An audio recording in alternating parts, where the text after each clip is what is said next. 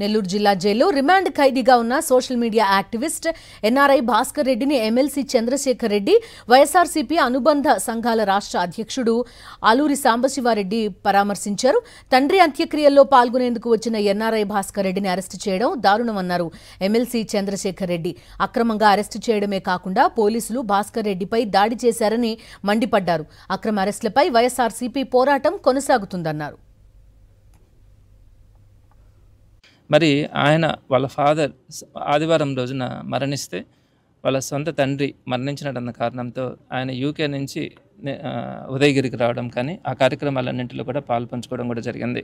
అయితే ఆ కార్యక్రమాలన్నీ పూర్తి అయిపోయిన తర్వాత నిర్దాక్షిణ్యంగా అతని మీద అప్పటికప్పటికి ఒక కేసు పెట్టి తన్ను అరెస్ట్ చేసి తన్ని నెల్లూరు జిల్లా జైలుకి, నెల్లూరు సెంట్రల్ జైలుకి తరలించడం కూడా జరిగింది.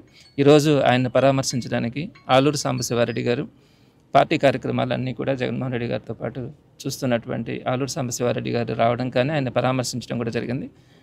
ఆయన చాలా ధైర్యంగా కూడా ఉన్నారు. ఆయన ఒకటే కోరుకుంటా ఉన్నారు, ఇలాంటి భయాలకు ఎవరు కూడా భయపడం.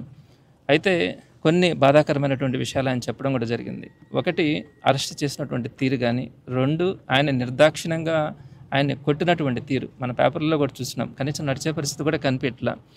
సో ఆ విధంగా దుర్మార్గంగా ఈ ప్రభుత్వం అరెస్ట్ చేయడం కానీ, ఆ తర్వాత వారి కోరిక తీర్చుకోవడానికి వారందరినీ కూడా కొట్టడం అన్నదైతే మాత్రం ఈరోజు ఎవరు కూడా హర్షించే పరిస్థితిలో